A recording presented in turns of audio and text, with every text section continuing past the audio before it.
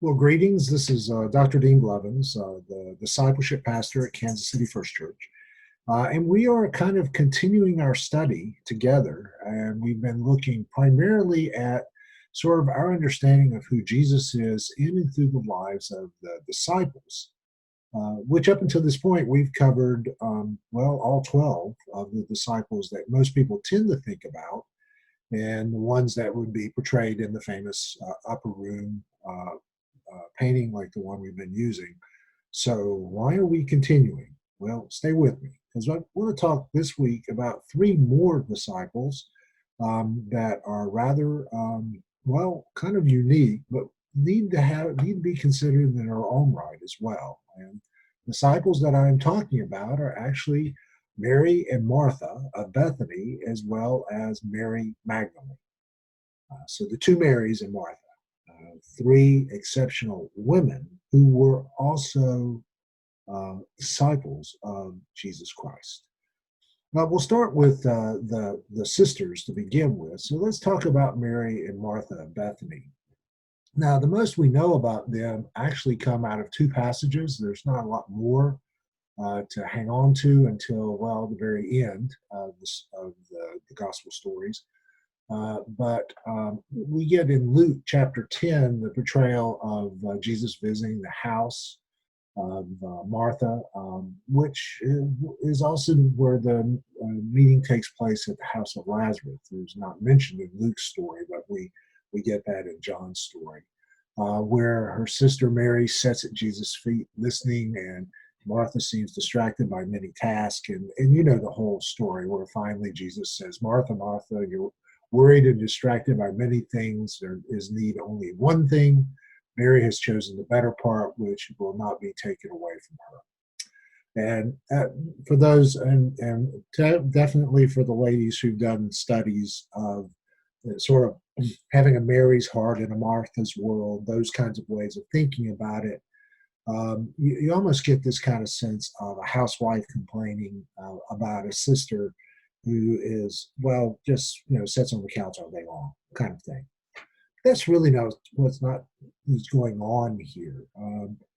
Jesus doesn't really specify what is the one thing or the better part. And that leaves just enough ambiguity. Understand, Martha's not doing just housework. The term she's used there is really better understood as service, or what we actually call diakonia. And that Martha is rendering a service and Mary is adoring Jesus. But in some ways, um, it's also about two sisters who have two different ways of serving Christ in and through either more concrete, actionable service or more contemplative, reflective, prayer like service. But we need not distinguish them in such a way that they're not neither of them is important, but actually both of these are very key aspects of what it means to be a disciple. And so, what you have in this story is a kind of reflection, if you will, of both what we might call reflective or prayerful service and service that leads to prayer.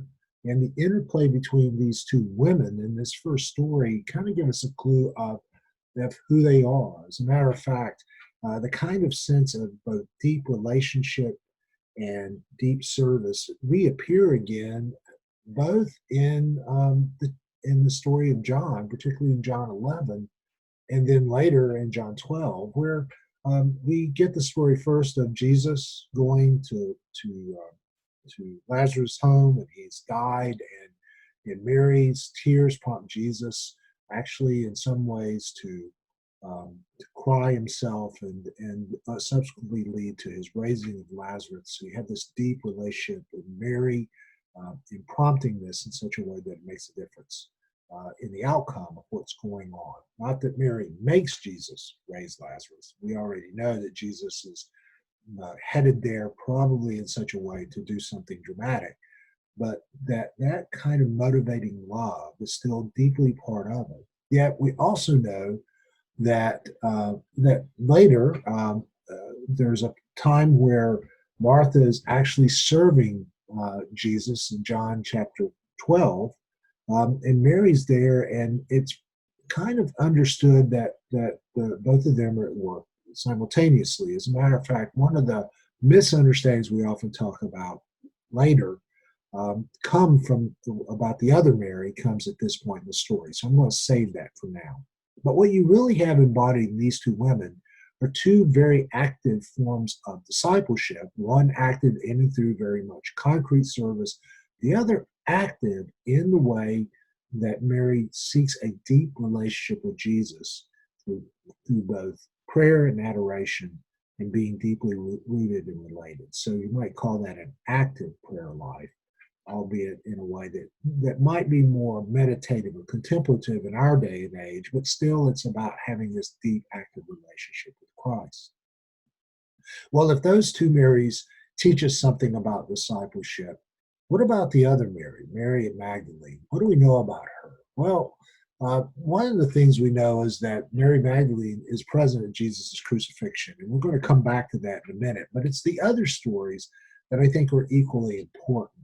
One of them is the fact that she is one of a number of women who had been healed of evil spirits and infirmities. And we get this in Luke chapter 8, verses 1 through 3, and that she comes from the city of Magdala, and that's why she has that name, which is located in Galilee. So actually, Mary Magdalene probably was part of Jesus's early healings and ministry before turning toward Jerusalem, and she probably became a disciple then and followed after him.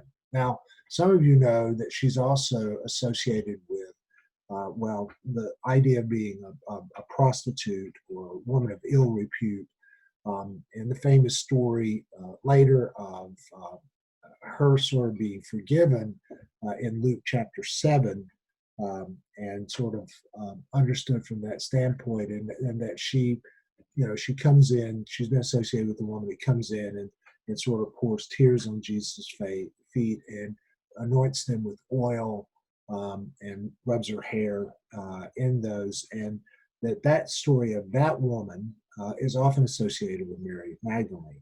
Interesting enough, what's fascinating is that also in John, we have a Mary who probably is actually the Mary of Bethany, who is the one who anoints Jesus and pours oil on him. And that anointment, it sort of prefigures Jesus' death and his burial. And so you have two Marys, both of them sort of understood in kind of interesting ways, one in a kind of adoring way, and the other one in kind of a woman of ill repute. But to be frank with you, that connection between Mary Magdalene and this woman who was the prostitute, it was actually popularized later in church history. And the scripture's not that clear on that kind of relationship. As a matter of fact, much like we tend to reduce Martha to a housewife and Mary to a kind of doting teenage girl, there's probably a good chance that Mary Magdalene was much more powerful a disciple than that, and was really influential. And why do we know that? Well, maybe it's because when we get to the next part of the story, that becomes really important. By the end of the Gospels, we get this kind of narrative of the Marys going after Jesus' death and after his entombment, going to the tomb. And most of you probably know this part of the story. I just love the way a former pastor I know, preacher, former and a chaplain at one of our schools, Will Williman, said that one time when he was preaching on this, he says, it's the third day after Jesus' death. All the disciples the Roman authorities are looking for the disciples. They're trying to break up the Jesus group at that point. It's early in the morning. It's dangerous. So the disciples get up and look at the women and say, why don't you go down to the tomb and see how the body's going? Yeah, you go on out there while it's dark and dangerous. We'll just wait back here as you go. And I love Williman because of the Southern humor, because what you get is really a kind of story of these women who are the ones who actually go and guess what? Encounter the empty tomb and become the first evangelists, the first people to announce that Jesus is risen. As a matter of fact, that's when Mary Magdalene encounters Jesus and it really sort of experiences the fullness of the resurrected Christ in that time. So, as much as the 12 disciples are important, these three women and the women that they represent really do become the first evangelists in the Gospels. And that's something we have to take seriously from that standpoint. They are the ones who proclaim the good news that Jesus is risen on Easter Sunday before any of the 12 disciples ever do that. It's probably for that reason that I think that we need to add these women to our understanding of who were the true disciples of Jesus.